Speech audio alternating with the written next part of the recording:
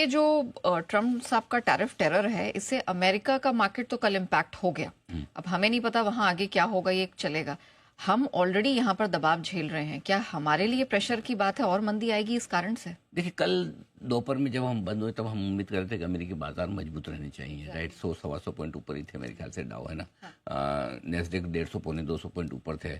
उसके नेस्डेक तो मर ही गया बेचारा, 550 525 पॉइंट नीचे है, एकदम मतलब उल्टा हो गया है। तो 0.3% किसको बोलते हैं, ठीक है। तो कुल मिला के ये कि अब सिर्फ दुनिया भर के देश वही परेशान नहीं है ट्रम्प साहब से, ये टेरिफ कर रहे हैं यूएस के मार्केट। अब अमेरिका भी परेशान हो रहा है। आपको याद हो पिछले हफ्ते हमने बोला भी था कि अब अमेरिका में अब डिस्कम्फर्ट आने लगा है, करेक्ट, ट्रम्प को लेके, टेरिफ को लेके। बोले यार ये कुछ ज्यादा हो रहा है। इनफैक्ट हम जब बात कर रहे थे कि जब आएंगे तो ये मार्केट्स फ्रेंडली माने जाते हैं। हाँ। और उसके चलते हमने यूएस मार्केट्स में देखा भी था। पॉइंट क्या है नेहा, अभी वो मार्केट फ्रेंडली के बजाय वो कंट्री फ्रेंडली ज्यादा दिखना चाहते हैं। हाँ। है ना, कि भाई मैं देश के लिए कर रहा हूं। अब इसमें प्रॉब्लम क्या है, हर एक एक्शन के दो इफेक्ट होते हैं। एक आप जो करना चाहते हैं दिख रहा है, दूसरा उसका साइड इफेक्ट। करना क्या चाहते हैं, ट्रम्प साहब चाहते हैं भाई कि अमेरिका की कंपनियों को फायदा मिले, अमेरिका के लोगों को फायदा मिले, अमेरिका का make America great again type, ठीक है। लेकिन उसके साइड इफेक्ट्स है, उसके साइड इफेक्ट्स दो ही चीजें से हो सकते हैं। या तो ये कि अगर जो चीज आप इंपोर्ट को कौन सी चीज करते हो जो आप देश में या तो बना नहीं सकते, या देश में बनाओगे तो महंगी पड़ेगी। भाई दो ही चीज है ना, इंपोर्ट करेंगे तो क्यों करोगे? अगर हमारे देश में इतना सोना निकल रहा है तो हम एक्सपोर्ट करेंगे, इंपोर्ट क्यों करेंगे? हम बाहर से क्यों मंगाते, क्यों हमारे यहाँ नहीं है, राइट। सो सिंपल सी चीज है। सो ऐसे में अगर आप नहीं बना सकते हो और इंपोर्ट महंगा कर दोगे तो आपकी महंगाई बढ़ेगी, महंगा इंपोर्ट लेना पड़ेगा, करेक्ट। तो अब या फिर आप बना नहीं पाओगे तो आपके लिए मामला ढीला हो जाए। तो अब जो इकोनॉमी में या तो धीमापन आएगा या महंगाई बढ़ेगी। ये दो साइड इफेक्ट को लेके अमेरिका की चिंता हो रही है। आपने जीडीपी ग्रोथ के आंकड़े भी थोड़े से ठंडे होते हुए देखे, करेक्ट। अभी जो इकोनॉमी के डेटा आ रहे हैं अमेरिका में, हल्के हल्के ठंडे होने के संकेत आ रहे हैं, शुरुआती है, बहुत ज्यादा अभी तक रुझान नहीं, बट हाँ शुरुआती ऐसे डेटा दिख रहे हैं।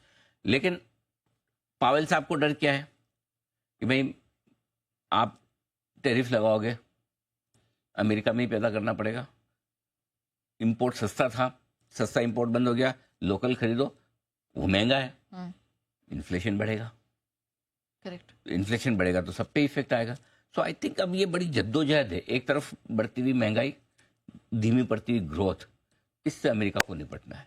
ओके। और ऐसे में अमेरिका के बाजार जो लाइफ हाई के आसपास हैं, वैल्यूएशन थोड़े वहां भी महंगे हैं और वो अब करेक्ट होते हुए दिख रहे हैं। तो अब अमेरिका में दो कैंप बड़े स्ट्रांग हैं। एक वो ये समझते हैं कि नहीं, ट्रम्प साहब के आने के बाद बिजनेसेस, इकोनॉमी और मजबूत होगी, जोर से भागेंगे, ये सब करेंगे कराएंगे और उस हिसाब से तेजी होनी चाहिए। दूसरा कैंप वो है, वो बोला भाई सब अच्छी खबरें तो आ गई, ट्रम्प साहब भी बैठ गए कुर्सी पे, लड़ा भी ले, जो भी है, रशिया यूक्रेन भी बंद करवा रहे हैं, ऑलमोस्ट डन है, इजराइल हमास बंद कर दिया। अब नई बड़ी और अच्छी खबर आनी कहाँ से?